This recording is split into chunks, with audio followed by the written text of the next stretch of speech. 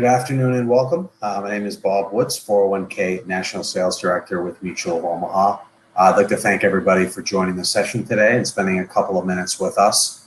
First off, thanks to all of the folks over at the Excel Conference Series. We've been a big fan of the conference, 2 or 3 years running now. And although we're disappointed we can't get together in person this year, kudos to those folks for making this happen. So getting us together virtually today. To be as close as we can to each other. So with that said, we're going to spend the next 20 or 30 minutes or so talking about a little bit of a different topic. This is a brand new presentation for us, so we're excited to unveil it to you today, called Connecting Across Generations, Building Customers for Life.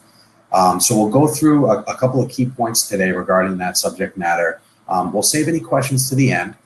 So although you do have the ability to type in any questions you may have, on that chat feature on your screen. If you want to type those in at any time, be assured we'll leave some time at the very end to make sure we address all of those questions after we get through the prepared comments. So appreciate any questions that you might have. We'll certainly make sure we hit on those. So although we are, of course, a 401k service provider, and that's all we do each and every day, we realize that not everybody gets into the 401k business solely for the 401k business, if that makes sense. We all know there's a lot of ancillary opportunities that come out of having a 401k plan on your book. So a lot of the research and a lot of the time that we've spent building the content that you're about to see today is based on different ways to approach getting that ancillary business or creating more of those ancillary business opportunities. And the way that we couch that is really about how we think it's most effective to tailor your story and to tailor your sales pitch to the different generations that you're going to run across as you start talking to various employees of different companies. And really what that's about is getting into the different age groups that would exist within the workforce and defining really the characteristics of each different age generation. And depending on their experiences and depending on their financial needs, it really is important how you tell your message and some of the language that you use in building some of these customer segments. So let's start by defining exactly what generations we're going to talk about today. And I think it'll be beneficial to just go into some of the different age brackets and numbers here. So let's start with the baby boomer. A number of you on this call today might fall into that range. That's ages 56 to 74. If any of you were born between the years of 1946 and 1964. We then go to Gen X. That's anybody that's in the 43 to 55 age category, born between the years of 1965 and 1977. Followed by millennial. That's probably the term that you hear most often these days. And I think the reason for that is really now all of the millennials have really fully started to enter the workforce. They're out of college age at this point, between 25 and 42, born between the years of 78 and 95. Following the millennial is the Gen Z, and that's kind of the next wave. Those individuals have really started to freshly enter the workforce. Obviously, that'll continue as we go forward here. Anywhere from the age of 8 to 24, born between the years of 96 and 2012. After 2012, for those of you wondering, the next generation is Generation Alpha. The plan on that is 2012 all the way to 2025. So that really gives us those 5 major age groupings there. And those we'll break down, we'll dissect a little bit today and really get into how we want to frame our messaging based on each generation and how that's received. So let's have a little bit of fun first, just to give a little bit of definition around some of these age ranges and groups. So if you know your movies, you'll enjoy this. Let's take a look at what the Oscar for Best Picture was within each of these years, and we'll go with the later year for each of the categories. So let's start with 2012. Any guesses on that? Best Picture in 2012 was The Artist. It was actually a look back on a Hollywood silent film industry starring Jean Dujardin. I was not familiar with that one. Maybe that's one I should actually check out and see. 1995, I am certainly familiar with, for those who remember the classic Mel Gibson film Braveheart. That won Best Picture in 1995. Let's go back a little ways to 1977. That was a Woody Allen film, Annie Hall, starring Diane Keaton, another classic. And then all the way back to 64, Best Picture that year, starring Audrey Hepburn, was My Fair Lady. So it gives you a little bit of an idea if you know your movies or you remember maybe seeing some of these or when they had come out, if you were around for these various different age ranges, to give a little bit of perspective on kind of the times at these different periods. So let's get into a little bit on the enrollment and the employee meetings that we typically would do when we sign up a 401k plan. I'm sure a lot of you out there have led or been a part of these meetings in the past. Hopefully it has not felt like this. I know sometimes these meetings are boring, they're dragged on, sometimes the subject matter is misunderstood, people may not want to be there. So it kind of feels like a lot of times you're talking to an empty room. That's the mentality, that's the mindset that we really want to change. We really want to up that level of engagement, up that level of understanding and excitement first off, so that the traditional group benefits or employee 401k enrollment meeting would really change from that empty room to really an engaged room. And the end result of which we want to help the advisors that we partner with get ancillary opportunities out of these types of meetings. And we really think there's some pretty concrete ways we can do that. And the first is what you see here. It's a very subtle shift, but it is really a psychological shift when we focus on the what versus the why.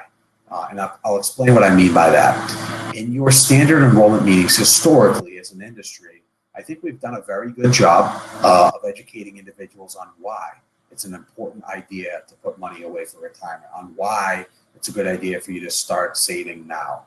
Where I think maybe we haven't done as good of a job is focusing on the what.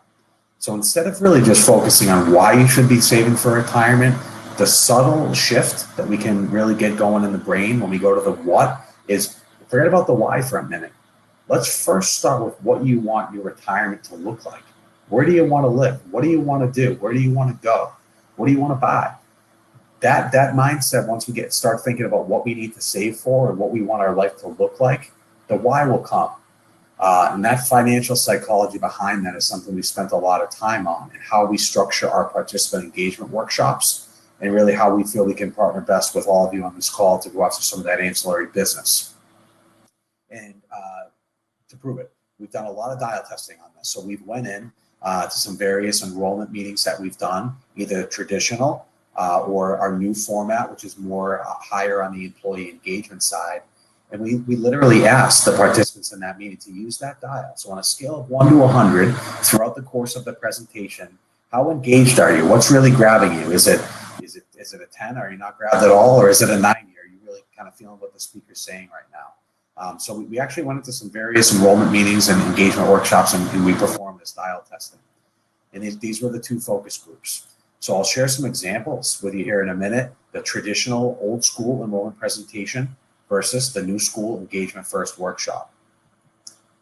The traditional presentation, here you see some of the wording, a lot of jargon, a lot of numbers, safe harbor, really some boring language, individual account, elective deferrals, not all the everyday people understand this type of language that don't deal with 401ks every day. This aspect of the traditional presentation got a dial score of 62 out of 100. Not that good.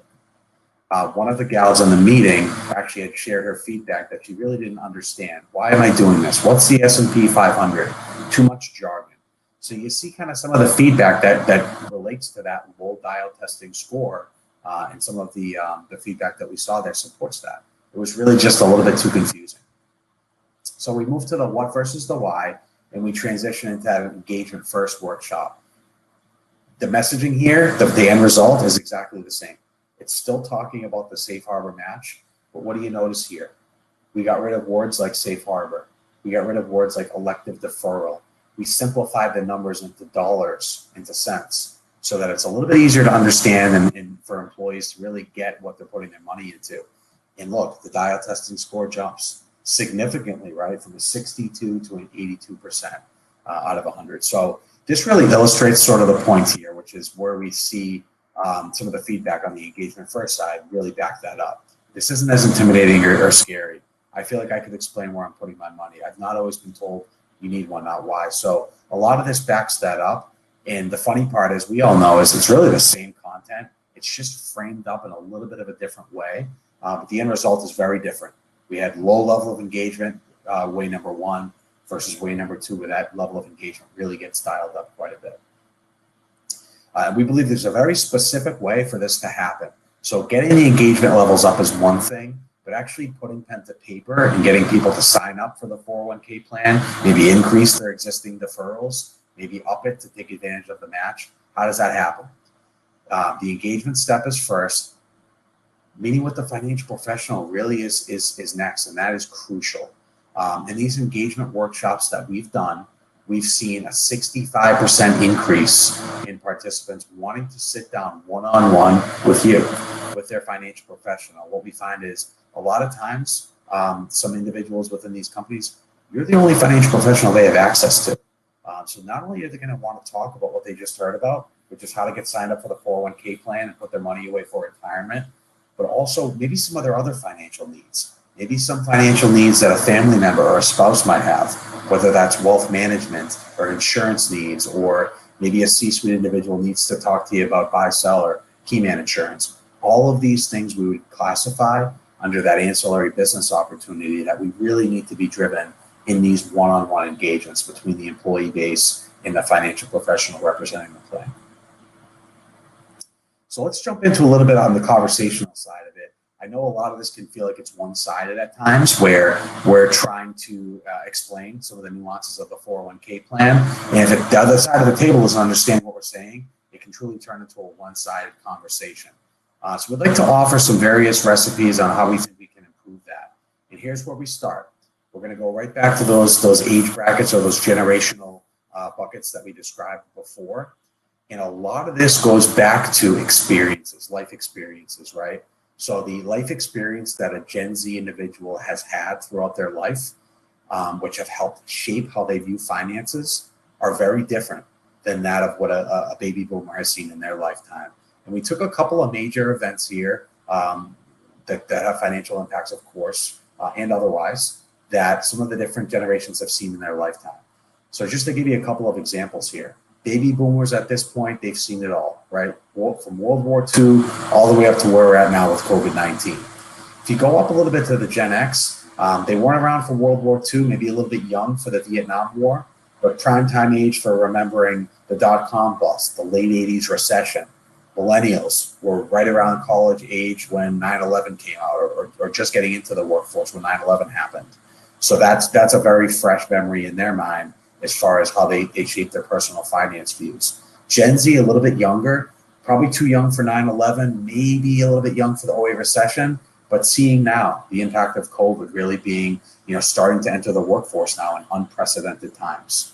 So we use all of this information into how we shape our messaging based on some of the different personas that you're going to see here that we've created in a minute.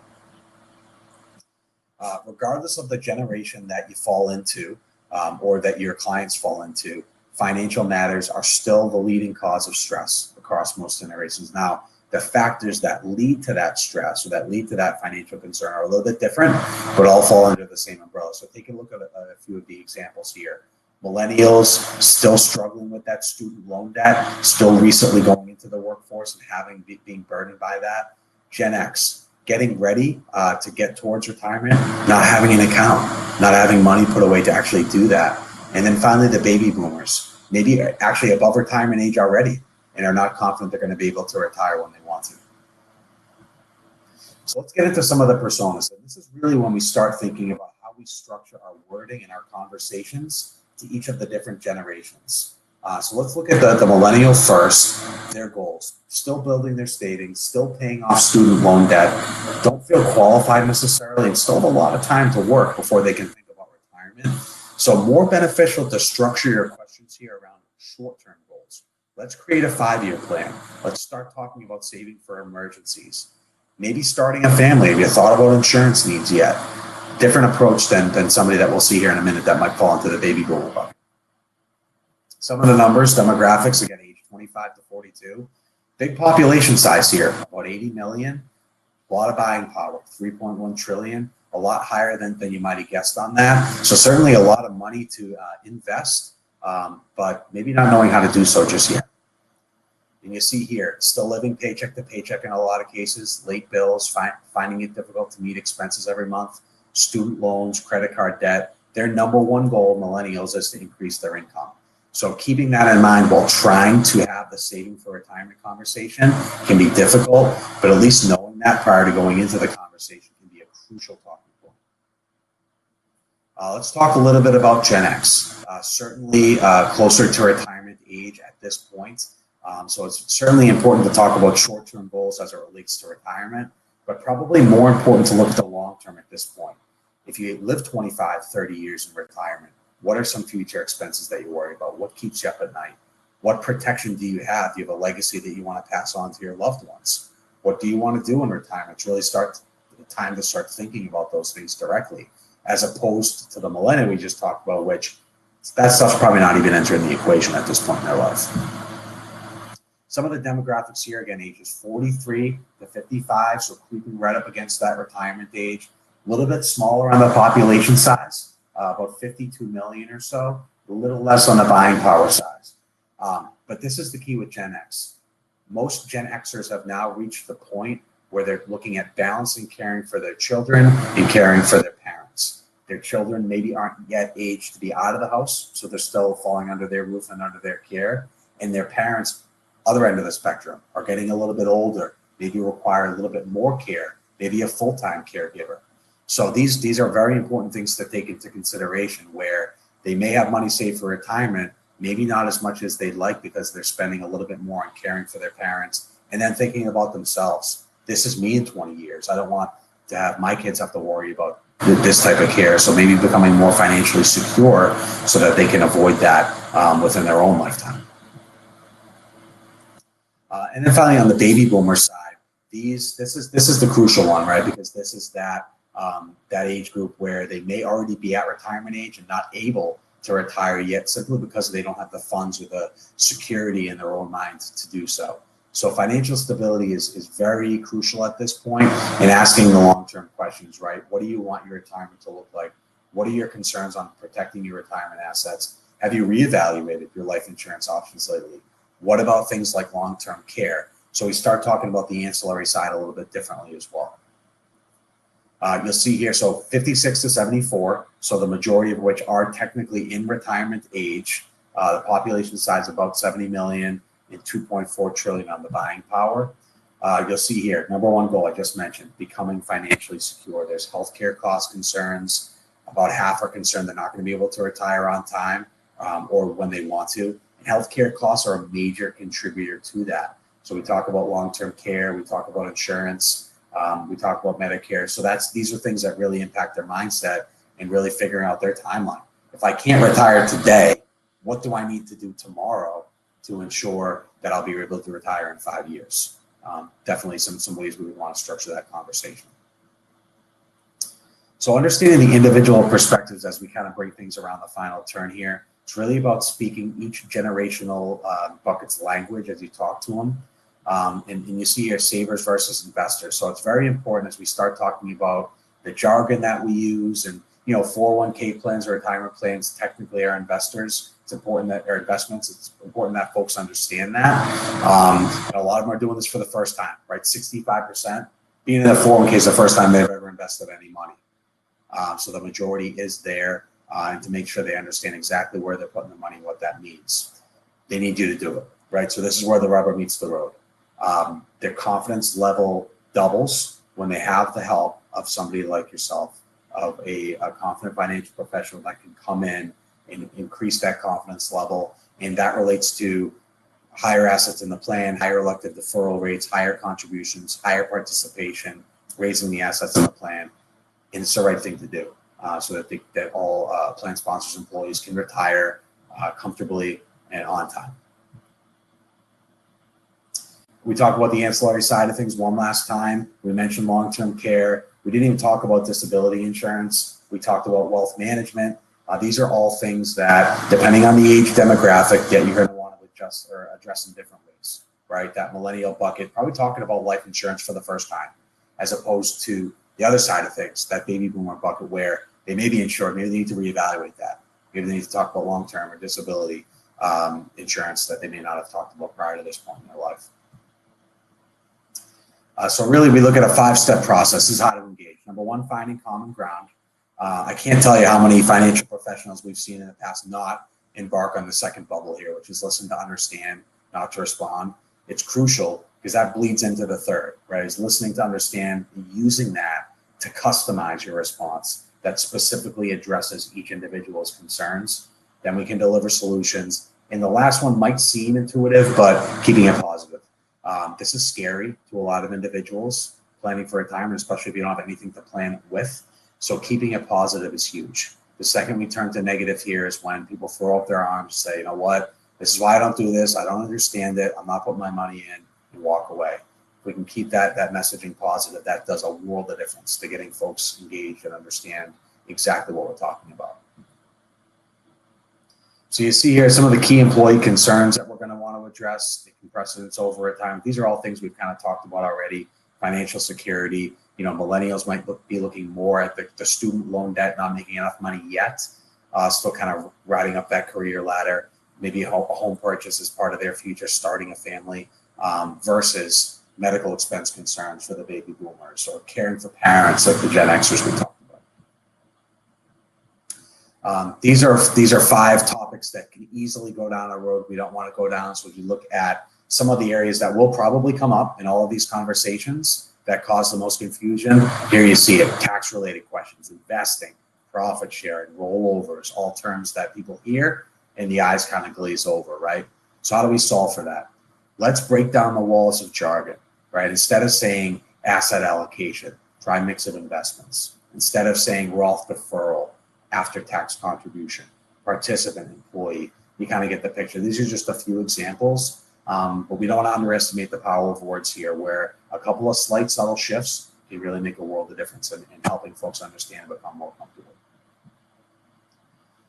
So bring everything to a close. Really educate or engage, before educating. We talked a little bit about that, the subtle shift of the what versus the why, understanding not necessarily why it's a good idea to save for retirement, but what you want your retirement vision to look like.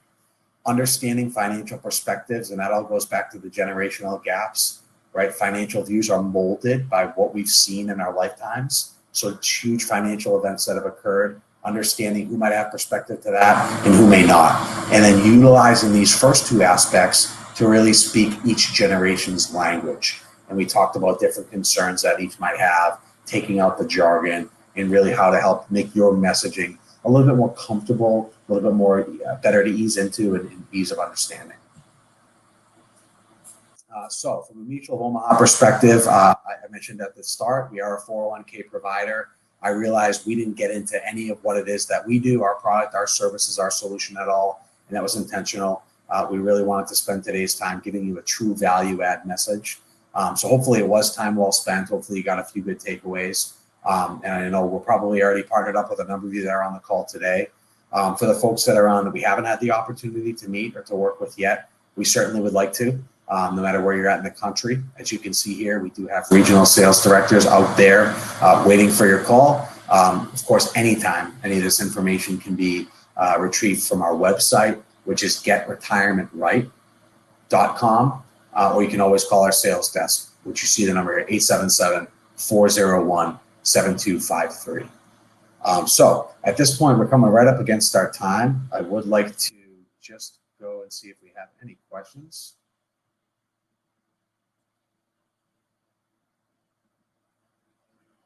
Okay, looks like we do have a couple. First question comes from Casey. Do you explain the investing part when meeting with people, or just let them know that it's invested for them? Yeah, so it depends on the level of questions. We do have folks that will come to us as part of an enrollment meeting and be a little bit more investment savvy. If the question ever comes up in a standard enrollment meeting in front of the room, say you have one individual that says, I want to talk about the T. Rowe Price Alpha on this fund, or I want to talk about the standard deviation. What we would then do, say, you know what, great question. That's why your financial professional is here. Be a great idea for you to sit down one-on-one with them after the meeting, go through that. What we don't want is to derail the meeting by confusing everybody else. That's why we would do it that way. We want to certainly answer those questions, but not overwhelm folks that might not understand that. Another question comes in from Rebecca. Hey, Rebecca, can you tell us more about the Get Retirement Right program? for sure. I could spend hours on the program. So Get Retirement Right is our website. The program is called Imagine Retirement Right. And that really is the program. It's a program unique to us here at Mutual of Omaha that we've really taken and supplanted our traditional enrollment meeting or presentation with this program. We really classify it more of a participant engagement workshop. And it really focuses a lot on the what versus the why that we talked a little bit about today. And the goal really is to have every participant or every employee that's interested meet one-on-one with the financial professional to talk about not only getting started in the 401k plan, but also talk about maybe some of their other ancillary financial needs. So we've been doing this program for about 3 years. We've seen on average about a 45% increase in the amount of participants that either increase their deferral percentage or sign up for the plan as part of that meeting. So we really believe that's the key. And that's kind of where the future's going. We fully believe that, where it's going to be around participant engagement. And really, you can have a plan as a plan sponsor, you can have the best plan in the world. But really, what's the point if none of your employees are actively engaged or putting any money into this thing, or really creating an environment where they'll be able to retire on time with dignity and comfortably? That really is the true purpose of having the plan in the first place. We like to think we can help them get there.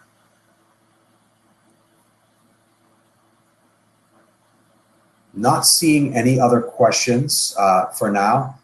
So with that, I know we're right up against our time for today. I'd like to again thank you for spending a little bit of time with us here at Mutual of Omaha.